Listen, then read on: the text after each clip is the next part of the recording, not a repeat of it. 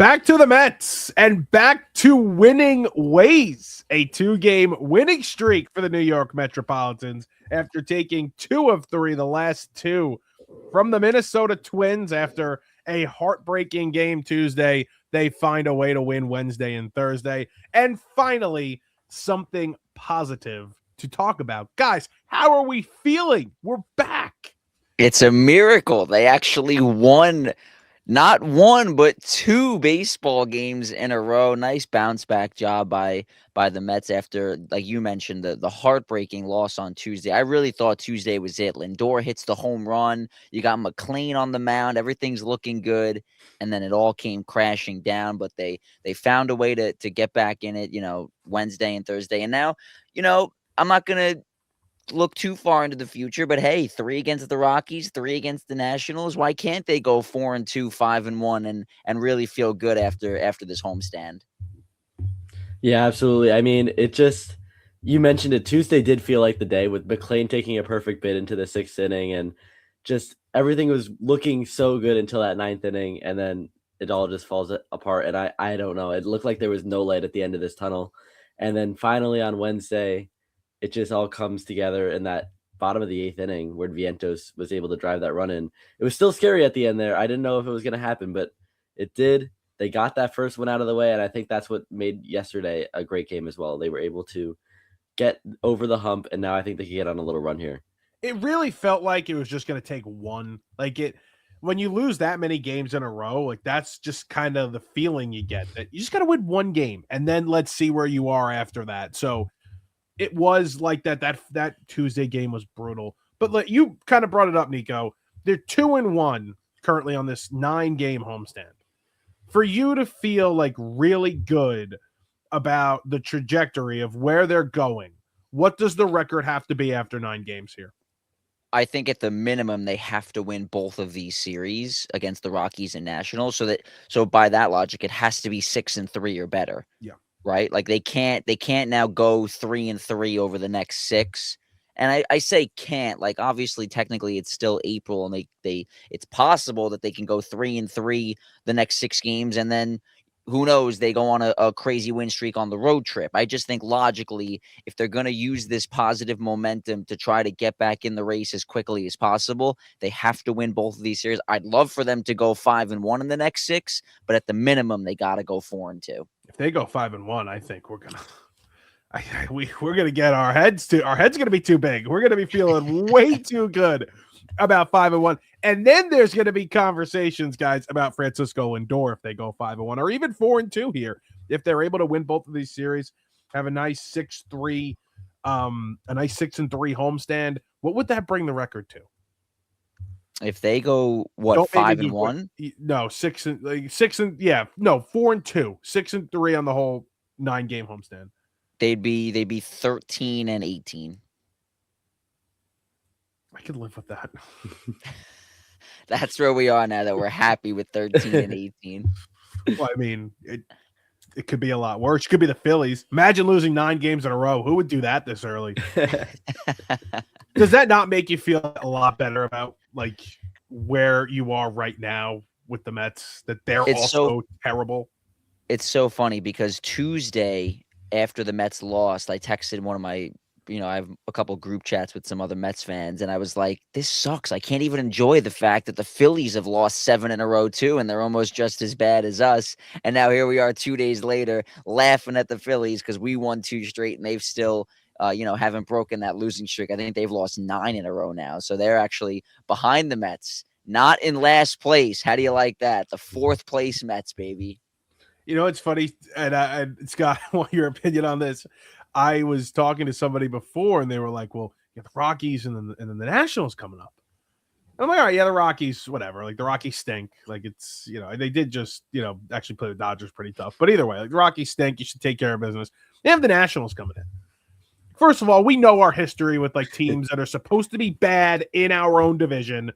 Plus, the Nationals they're like top 5. Maybe they've scored the most runs in baseball this year. Like their offense has been incredible. I'm almost a little nervous for that series. Yeah, I mean, with the way our starting pitching has been like, hit or miss every time, like I'm a little nervous, especially because we have Peralta and McLean are going to go in this Rockies series. So those are our two aces right there. And I don't know who's going to, I don't know what's going to happen in the National series at all. Who's going to shut down that nasty Nationals lineup that scored like the most runs in baseball? They're second in baseball, 144 runs. Only the Braves have more with 150. Crazy. It's just nuts. James Wood's actually been really good this year. And that Dalen Lyle, that other prospect they have, has been very good. But either way, we'll talk about the Nationals when we get there. Let's talk Lindor. He's going to be out. There's a lot of different places we're going to go today. But Lindor expected to be out a little bit. It's going to be longer than Soto's. It's a more serious calf injury than Juan Soto's. He finally looked like he was starting to swing the bat well, too, which is very frustrating. He had the hit on what was that, Wednesday night, where Alvarez ended up driving him home. Obviously, the 3-run shot Tuesday, which didn't lead to a win, but you're like, okay, this guy's finally starting to come out of it a little bit, and now you get this. It's such a shame because we're excited about the 2 games that they won, and we're sitting here talking about how they have a chance now to go 4-2 or 5-1 in the next 6 and really turn the corner. And then there's just this dark cloud on top of all of it, and it's the fact that Francisco Lindor is out for, what Carlos Mendoza said is probably going to be a pretty long time. Apparently, this is more serious than Juan Soto's injury, which is annoying because at first when I saw calf strain, I was like, oh, same exact injury as Juan, 2-3 weeks, no big deal. And then he'll be back by, late May and everything's fine. And then, of course, they come out and say that it's way more serious. And it's serious because Lindor is not a guy that likes to miss a lot of time. I think he's 3rd in all of baseball in most games played over the last couple of years. They showed the stat on Thursday night on SNY. It was actually funny because Alonso, of course, was 2. So, sucks that he's not here still. But it's such a shame because I feel like it's now become a lose-lose situation, right? It's either they continue to suck, which is obviously, not good because we want the Mets to succeed, or if they succeed without Lindor, with Soto in the lineup after they just went on a 12-game losing streak without Soto, with Lindor in the lineup, does that all of a sudden create question marks about Francisco Lindor's future in New York? I think it does. And I don't think that's the worst thing in the world. I mean, I don't know how easy it would be to trade him, but whatever it takes to win. I mean, if it takes Francisco Lindor going down, which I don't think is going to be the case. I don't think them winning is going to correlate to him being out. I mean, over history with Lindor here, they go as Lindor goes. They win when Lindor is playing well and leading them. But I'll take any win. I'll take any streak I can get, even if it means Lindor is down a month or 2. Interested to see how long it's going to be, though. And this is a time for Soto to really step in as a leader and become really the face of the Mets in terms, not only as the best player, but also in that clubhouse. Well, I want to say something about Soto too, but on Lindor, I think a big part of, what we're talking about here is how well Mauricio plays as the shortstop. Because it seems clear that they have no intention of moving Bichette to short. Yeah. Right? Like they did it Tuesday or Wednesday night when Lindor got hurt mid-game because Mauricio wasn't here yet. They had no one else to play shortstop. But if Mauricio struggles and they're still winning games, I don't think they're going to be, I think Lindor is going to come back in and they're going to be like, yeah, we really need this guy to play shortstop. You noticed it on Thursday night too, in that 7th inning when the Twins came back and tied the game with the grand slam. One of those plays where Mauricio dove to his left and didn't get it. Don't get me wrong, incredibly tough play. But my first thought was, damn, I wonder if Lindor was there. Does he make that play? Because he's so good defensively, especially with those plays up the middle. So it's just things to keep in mind. Yeah, if the team is winning without Lindor, sure, you can make the argument. But if they have an issue with shortstop, why would you trade arguably one of the best shortstops in the game? The only thing that concerns me is David Stearns. We've seen before. Anyone that's not his guy necessarily, I feel like he's less inclined to be like, oh my God, we have to keep this guy. And he is 33 years old. Is there something in there where David Stearns could say, maybe we don't need Lindor. Maybe now's the time to trade him where he has a couple of good years left before he gets too old. I hope that's not the case. I'm not saying that they should. Even if Mauricio goes off, I still think that Lindor should be here. Just saying it's something to keep in mind. But you have to win. Like, you have to be winning. Like, this Right. the only way this scenario is possible is if they are playing good baseball. What would the shock level be for both of you? If, let's just say, they come back in this season and they win, and they maybe they just missed the playoffs. They just barely missed the playoffs, but you're like, wow, like that run at the end was special. Whatever. What would your shock level be if they did say, like, oh yeah, we're trading Francisco Lindor? I think because of what I just mentioned with David Stearns, it wouldn't shock me as much as maybe others would be, because I've seen this act before, right? Like, I never thought that he wouldn't even offer a contract to Pete Alonso or not be willing to give the extra $3 million to Edwin Diaz or trade Brandon Nimmo for a 35-year-old second baseman who's coming off 2 awful years as a hitter. It just seems like it's something he would do. We talk about, David Stearns loving like prospects, right?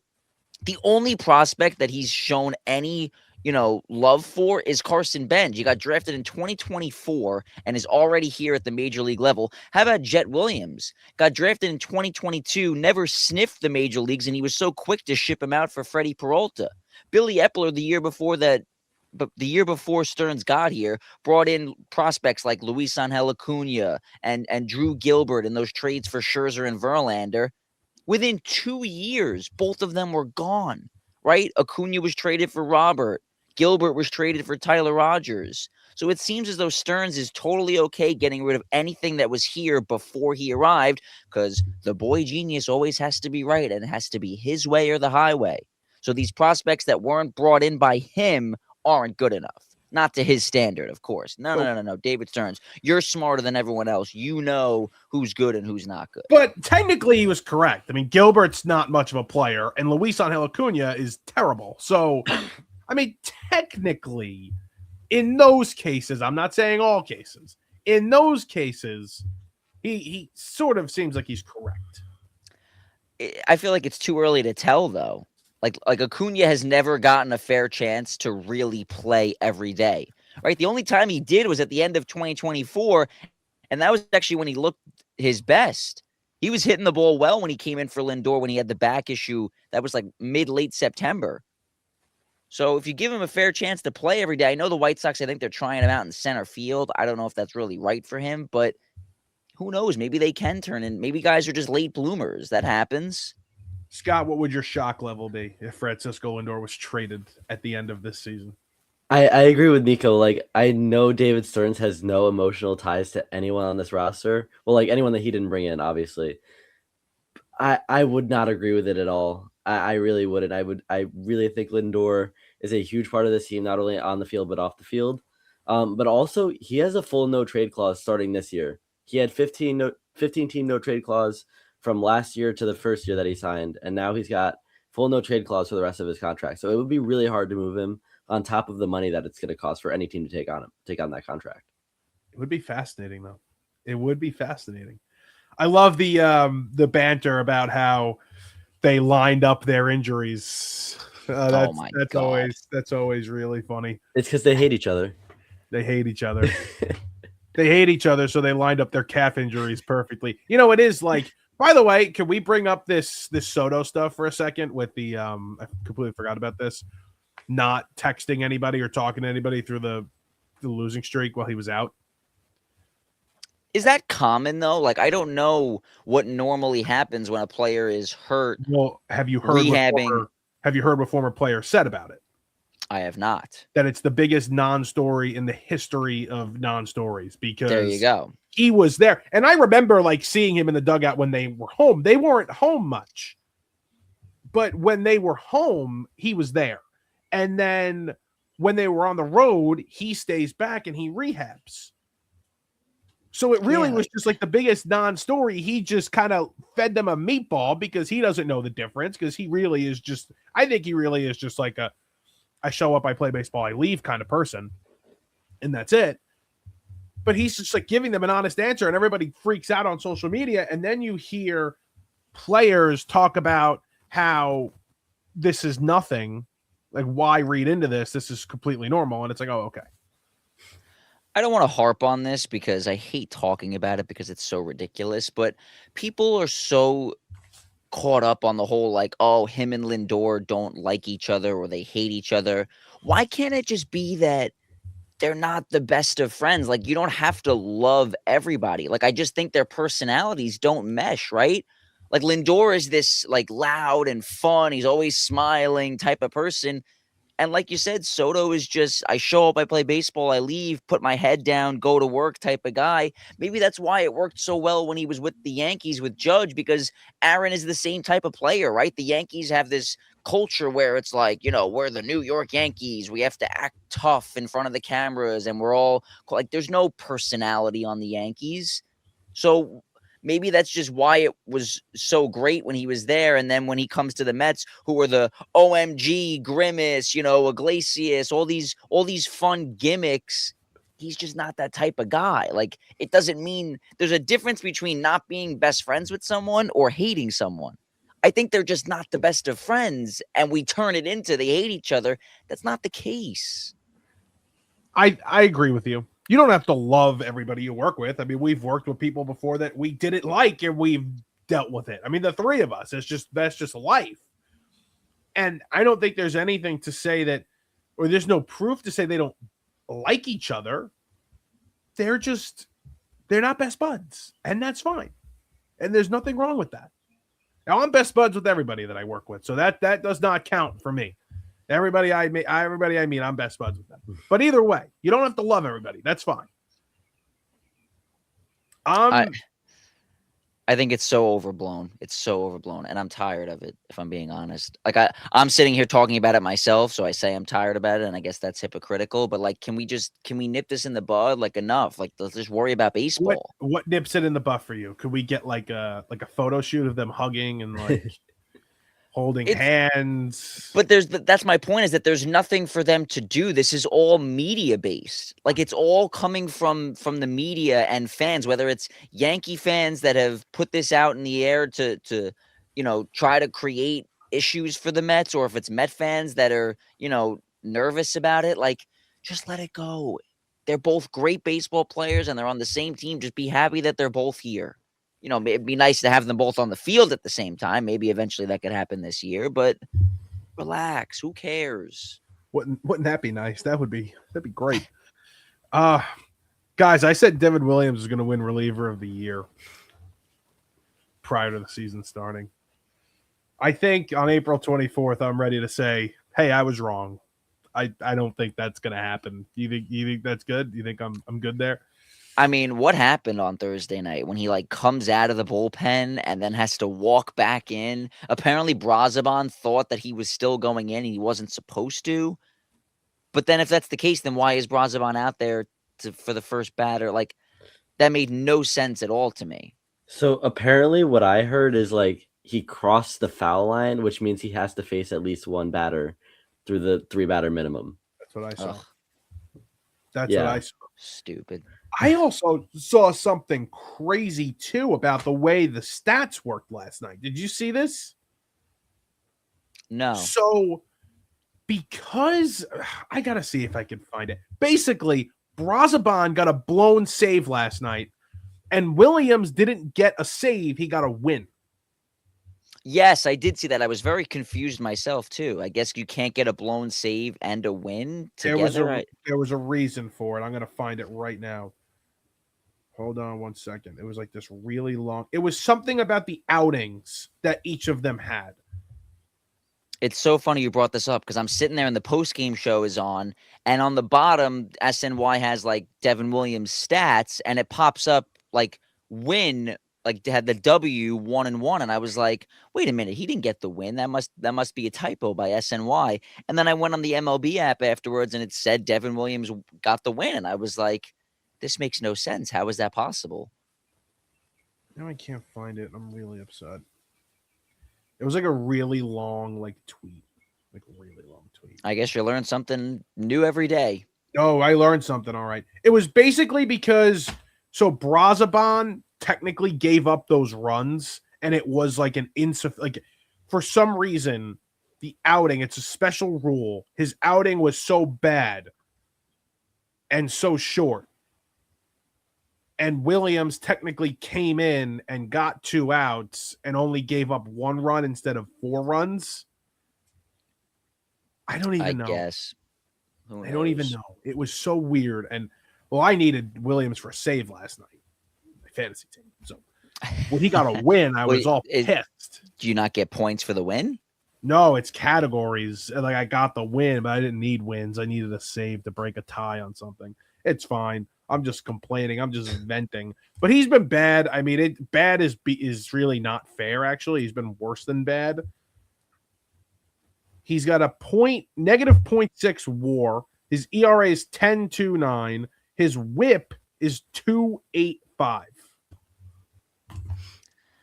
I mean, I don't really trust a lot of guys in the bullpen though. So we're gonna harp on Williams, and rightfully so, because he blew the save Sunday. And then, obviously Tuesday was a disaster. Even Thursday night didn't look great, even though he was able to finish it off. I mean, you come in with a 3-run lead, only needing 2 outs. If he didn't get the job done there, then he might have been DFA'd on the spot, because that just would have been unbelievably atrocious. But there's a lot of guys that I don't trust in the bullpen. Brooks Raley hasn't looked as dominant. Braziban, we mentioned, gives up the grand slam. Even Weaver, I know he looked good on Wednesday, but before that, he's struggled. It's funny because on Wednesday night, Vientos gets the hit. And my first thought was, oh God, like now what? Who's going to save this game in the 9th inning? Even on Thursday night, after Braziban gives up the grand slam, the Mets come up in the bottom of the inning with runners on the corners, 1 out. And my buddy sitting next to me goes, nice, all you need now is a sac fly. And I was like, I don't think that that's enough. Like, in any other scenario, you're like, yeah, please just give me the lead in the bottom of the 8th inning and we're all set. But my first thought was like, if they have a 1-run lead going into the 9th inning, knowing that Weaver wasn't available because he just threw over 30 pitches the night before, I knew that Devin Williams was going to have to save the game. I didn't want Mauricio to hit a sac fly. Granted, he ended up doing nothing because he popped out to shallow center, and then luckily Bichette comes up and gets the big hit with the bases loaded. But that's a scary thought, that you're sitting there in the bottom of the 8th in a tie game with a runner at third, 1 out, and you don't want the hitter to hit a sac fly. I thought the same thing. I was confused on who was going to come in, and then after like doing like the mental math of like, all right, he pitched. I'm like, it's going to be Williams, and it's funny because I get the notifications every time there's a pitching change. Okay, so I get the notification that there's going to be a pitching change, and it says Williams coming in, and I was just arguing with my friend. I said, "Oh, it's going to be Williams," and then it pops to the screen. And like, what do you mean? Braziban's still in the game. I was like, what? And that's when, obviously, we found out what had happened. I had the same thought as you. Who the hell is going to close this game? Who is coming in to finish this game? You needed more than one there. And they got it, thank God. But Bo Bichette with a massive, not only just for like the point in the game, the point in the year, but for him to have that big of a hit, drive the ball. I actually thought it got out, but that was massive for Bo, who I think is starting to swing a better back. He's been a little bit unlucky, but starting to swing it better. You could honestly say the same thing about Semien too, especially in this series. Like on Wednesday night, he was robbed of multiple RBIs, right? Because Vientos gets thrown out at the plate when he hits the double down the left field line. And then in the 8th inning, he almost had another big RBI hit, but Buxton makes a diving catch. So if Semien and Bichette can get a little bit, more luck on their side, maybe they can turn things around. I want to go back to the thing with Braziban coming in or staying in when they were supposed to go to Williams. I've defended Carlos Mendoza on this show for the last couple of weeks now, but examples like that just seem like he's not in control of anything. Like apparently Braziban didn't understand what Mendoza was saying, because I think the plan was if the game stays tied, Braziban was going to stay in, but if they took the lead, Williams was going to come in.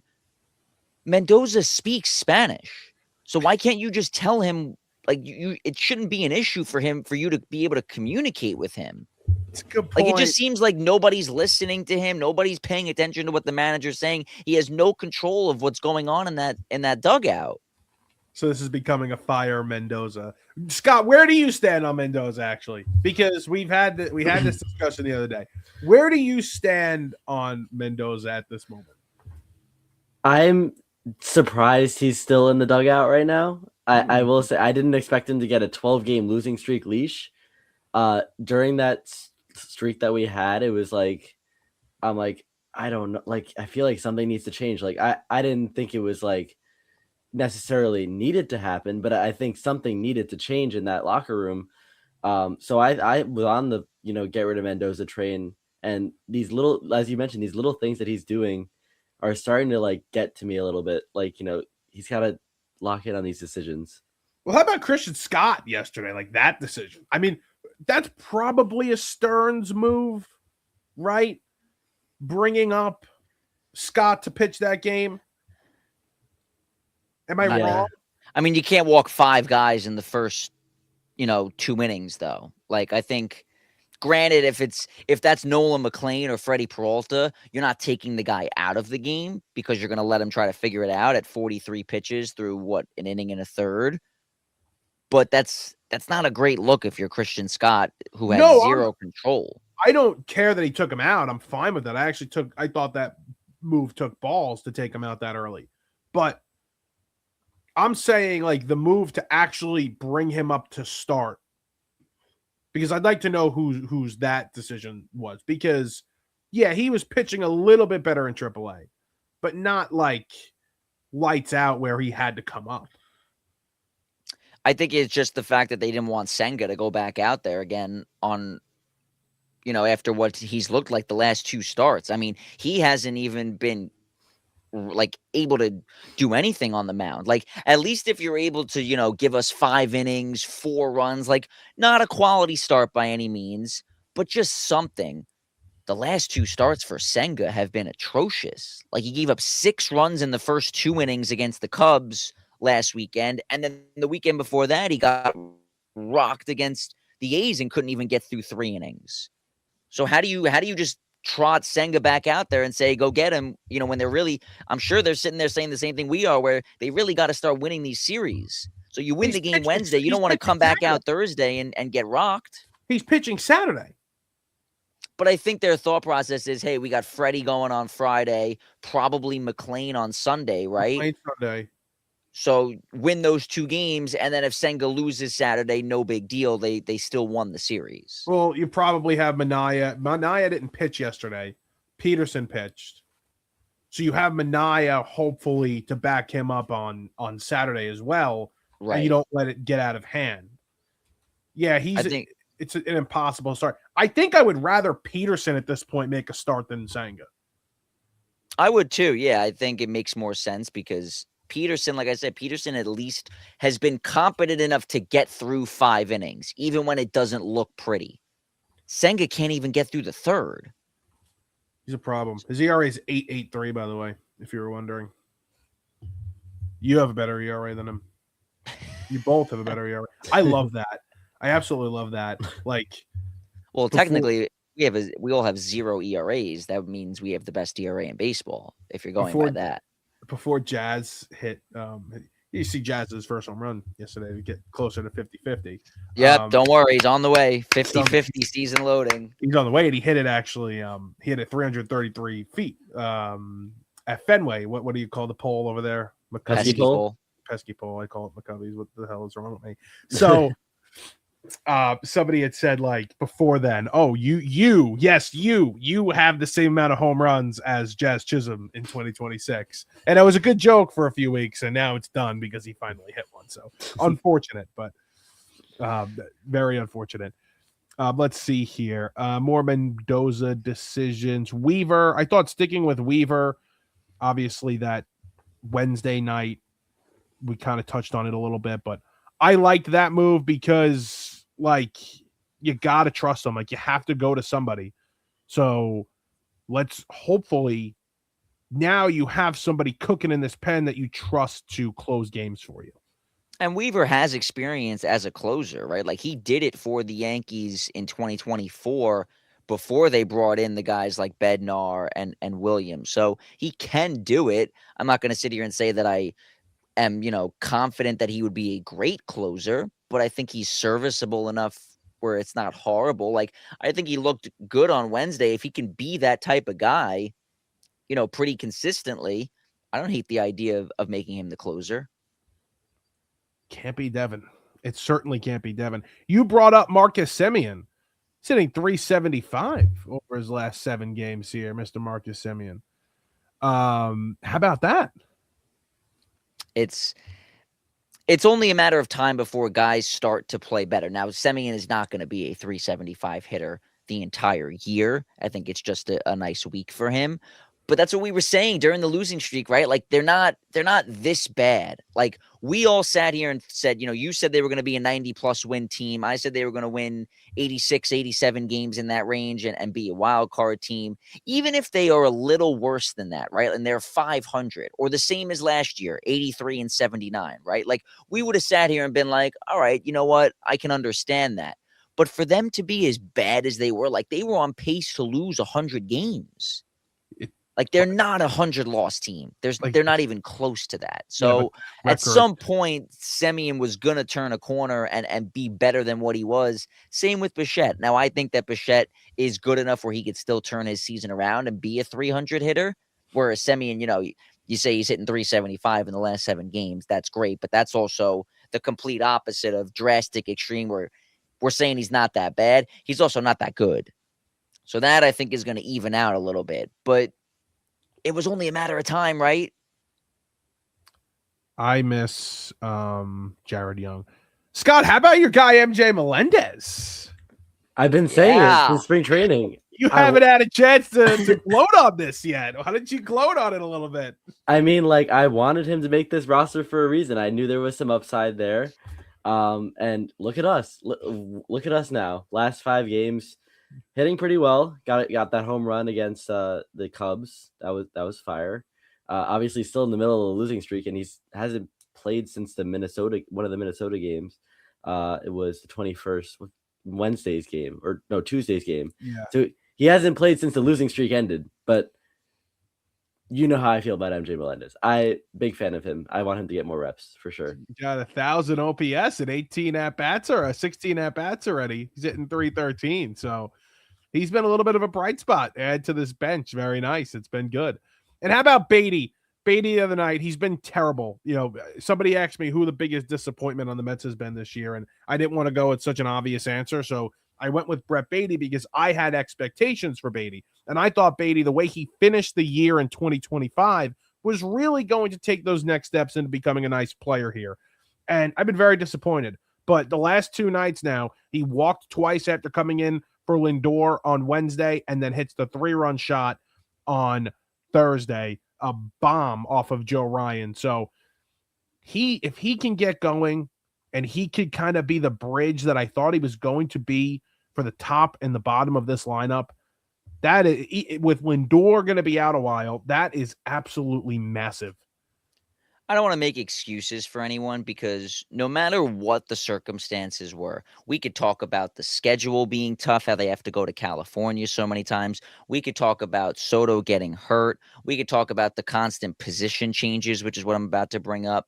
Under no circumstances should you ever lose 12 games in a row. So I'm not making excuses for the losing streak and the rough start. But have we ever thought about the other side of it? Like Brett Beatty, from a mental aspect, he has to worry about learning how to play first base and right field at the same time on the fly while also trying to be a good hitter when the rest of the lineup is also struggling. It's not easy.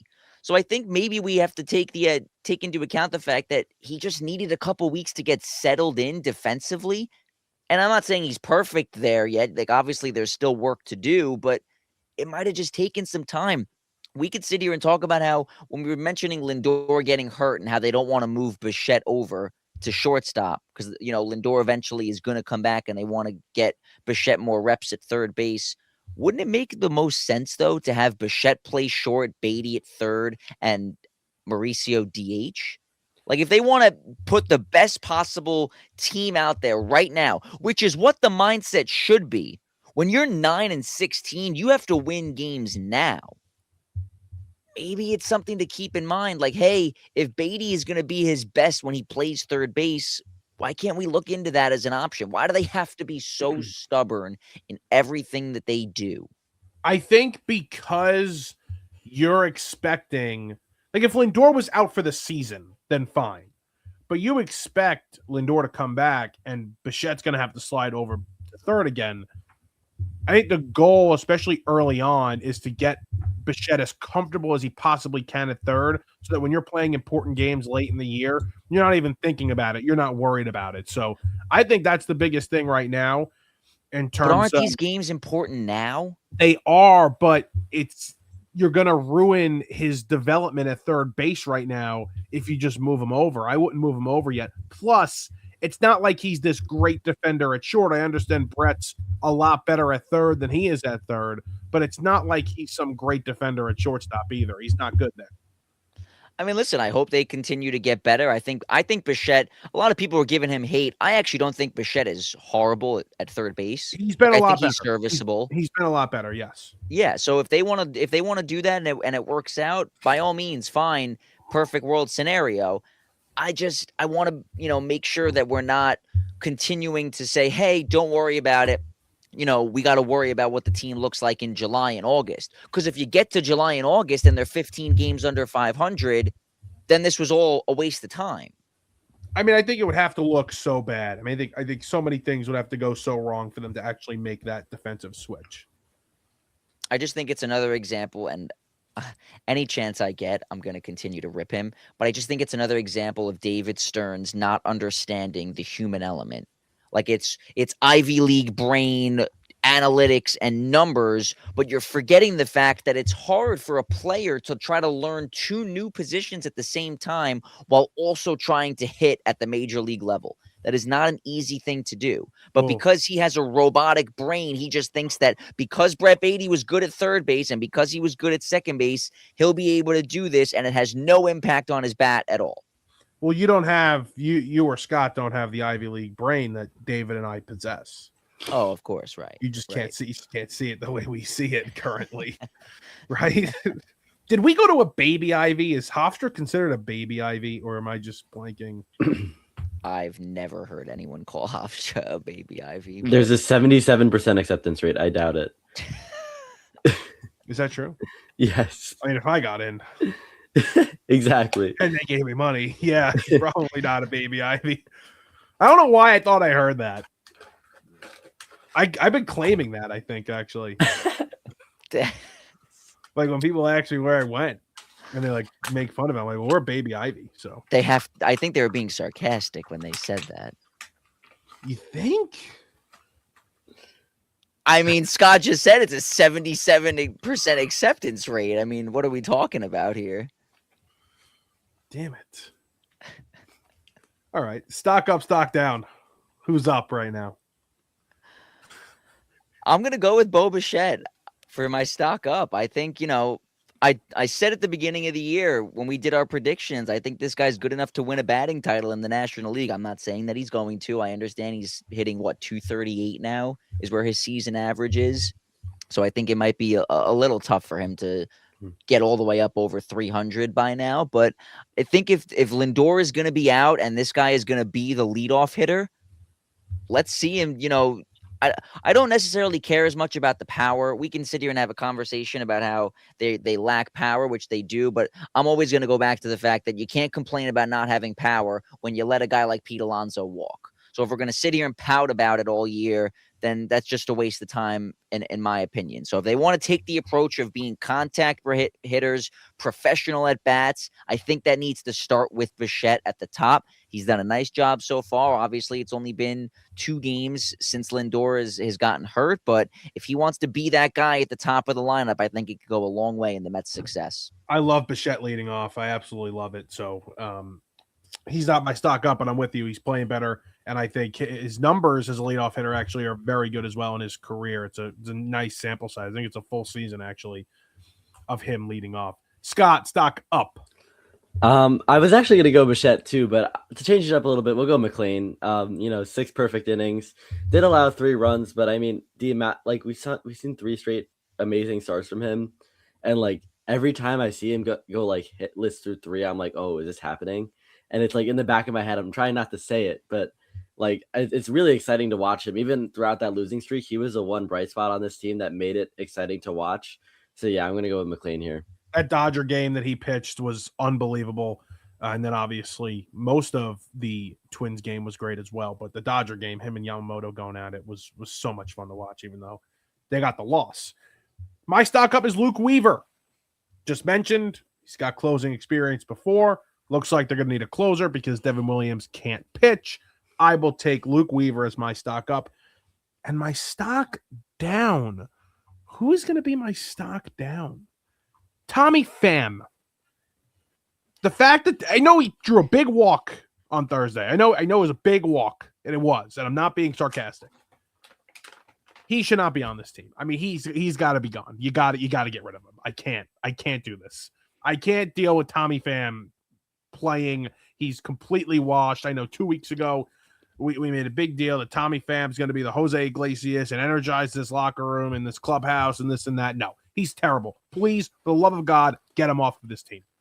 My only question would be, because originally when Mauricio was in AAA, that was my biggest thing, was like, why am I watching 38-year-old Tommy Pham at the major leagues while Mauricio's having 3 home run games in AAA? But now that Mauricio's here after the Lindor injury, who would come up in Tommy Pham's place? Do we even have anyone else? I'm going to look right now. Because Jared Young is hurt. Tauchman's hurt. Like, we already have Melendez here. We already have Mauricio here. There's really nobody.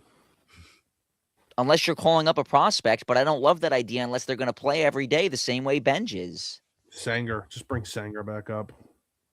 Carry 3 catchers on the roster. Yeah, at least you can pinch hit Terens a little bit more. I don't know. I just can't. I can't. You know what? Ronnie pisses me off too because I know he stinks. I know he's a quadruple A player. Like, you know this. He has the 3 home runs in AAA. Great. And he has to come up. I'm not saying that they shouldn't have brought him up here. Of course, he comes up. He's the guy. But he's a quadruple A player. Aren't they all, though? Couldn't you say the same thing about Vientos and Beatty? Yes, they're quadruple A players. The only 2 guys that have really shown at least a glimmer of hope, Vientos for half a season and Beatty on a lesser level for about half a season. That's it. I'd say Vientos was a full season. 2024, he came up in May and kind of... All right. You want to say it's a full? I think it's, the way he hit in the postseason, too, I think carries a lot of weight. I'll give it full. But I agree with your point, though. Like, that's not enough. When you've been in the league, he made his MLB debut in 2022. I mean, that was 4 years ago, and we're still talking about how he's only had 1 good season and he might be a quadruple A player. That's an issue. How you feeling about your boy, by the way? You worried? He actually hasn't been bad at first, which is shocking. It's the same way I feel about everyone else. Like, I'm not going to single out Vientos and say this guy sucks, get rid of him, because if I'm going to say that about Vientos, then I should be saying that about everybody on the team except Juan Soto. So, yeah, I wish he was doing better, but I wish everyone else was doing better too. So, yeah, that's why I can't single him out either. Because if I single him out right now, well, he looks like I'm a hater. And I'm not trying to hate. Because I don't hate him. I just don't think he's great. But he has been serviceable, more than serviceable at first base, I have to say. Did you guys give your stock downs yet? No, my stock down. I'm going with Luis Robert. I think the obvious choice for all of us would be Devin Williams, but I don't want to do that because that's just too basic. Luis Robert, we talked about how he got off to the great start, and I was loving it too. It's kind of funny how he's been like on the opposite trajectory as everyone else. Like, started out hot and was hitting, and now it seems like other guys have started to turn the corner when Robert has gone down. 578 OPS in the last 15 games. No one's talking about it because everyone's hating on Semien and Bichette and Beatty and Vientos, and rightfully so, because those guys, like we said, didn't get off to great starts. But it's kind of crazy how Luis Robert had a good week and a half stretch, and everyone was like, this guy's the greatest center fielder ever. And now in the last 15 games, he has a 578 OPS. Yeah, I get it. It's just, he's a presence. I feel like he's more of a presence than anything else. And by the way, this is somebody that didn't have big expectations for him. And now the defense has still been good. His speed's okay. Can't steal a base, by the way. But the speed's been good. I'm not like, I know it's been going down. He hit the double last night. I understand the numbers are sinking, but I'm not completely out on him yet. Maybe I'm just a little too hopeful. What's the difference between him and Semien? Like, I guess you want to say the age, like he's younger, and you're hoping that the change of scenery has him, figure it out. Whereas we all think that Semien is past his prime. That'd be the only thing that I could hear someone say and be like, all right, that does make sense. But he was brought here more for his defense and has had 2 consecutive really bad years at the plate. So why are we so quick to hate on Semien and have him go to the bottom of the lineup, want nothing to do with this guy, but then Luis Robert hitting in the 3-hole right in the meat of the order because we think that this guy is a key contributor for us? Well, What's the difference? but he's a young. I think it's age. I think it's an age thing. It's a potential thing. It's a raw ability kind of thing. I do believe that a change of scenery is big, and we don't know how the rest of this season's going to go, but we saw it early where it's like, all right, this guy's a productive player. I guess. I don't. I'm a hater of Robert, and I can't believe I'm defending him right now on April 24th. I hated it. I was like, this is useless. But I didn't care because they traded Luis Angel Acuna, and he's more useless. So I was like, all right, whatever. But I think at that point, I would have rather given Acuna a fair chance to play every day. Oh, you really you know what? Out of everybody, I'm sitting up. Out of everybody we've disagreed with, and I could see it with Vientos, and I could see it with the other guys you've defended. I can't see it with Acuna. I really can't. I can't see it with Acuna. I think he is a dud player. I don't think there's any chance. I would be genuinely shocked. I would quit. What do I love doing? I would quit gambling for the rest of my life if Luis Angel Acuna became a legitimate baseball player. I mean, he's on a horrible team now, like the White Sox. So I don't see it happening either. We're going to sit here and say that Luis Robert Jr. needed a change of scenery, but then you're sending Luis Angel Acuna to that same scenery. Clearly, it didn't work out for Robert, so why is it going to work out for this guy? But I don't think it would have worked out here. Even if you gave him a fair shot, he's small. The power's not there. He doesn't make good contact with the baseball. You don't know where you're playing him defensively. Like, I think it was a perfect move. Like it's just it's a whatever move. I guess, but it's just I hate the idea that we don't have the same patience with every player. Like, we just talked about how Mark Vientos is now in year 5, and we're still labeling him as a quadruple A player. But I think every situation's different. Like Beatty, right? Like, you're giving a chance to Beatty. Beatty had to play. He plays multiple positions. He's good at a couple of them, and he showed signs. Vientos had such a big year in 24. Yes, I do believe they tried to get rid of him this offseason, but they couldn't, and now he's here, and there's a role for him. There's no role for Acuna, even if you didn't trade for Robert. They're bringing in another outfielder because you don't trust him because he hasn't shown enough at the major league level. I just don't think the asset management was a good. Like, they traded Scherzer for Acuna and then traded Acuna for Robert. So basically, in a 3-year window, you had Max Scherzer and you traded him for Luis Robert Jr. But that's not good asset management at all. It's not, because you probably could have moved Acuna for something better when he was still ranked as a top 100 prospect. But they also weren't really in a spot to do it when they had him going into that 24 season. Like, there's misses. There are guys that are labeled as good prospects, and they're misses. This guy didn't hit in AAA. I mean, he really wasn't hit. Like, he's never hit consistently anywhere outside of a week and a half at the end of 2024, which was big. I'm not just throwing this out. It was big for the team at the time. But outside of that, he's never shown the ability to hit consistently at any level. I mean, the minor leagues, yeah, that's you. I guess if you're saying he's not hitting at the AAA level, then why would he hit at the major league level? Fine. But I'm just basing this off of what I've seen in the majors. The only time he got to play consistently every day, he played well. I can't believe they've won 2 straight. And the end of this episode is us arguing about Luis Angel Acuna. That's going to do it for episode 11 here. This is episode 11. We'll be back at some point Sunday and Monday after the Rocky series. Freddie, Kodai, and Nolan for these next 3 games here against the Colorado Rockies. And then to the Nationals we go next week. We will talk to you guys on Sunday or Monday. We'll confirm that. You can check out this podcast, obviously, Spotify. We're on YouTube. Check us out on YouTube. Check out the Back to the Mets Twitter page.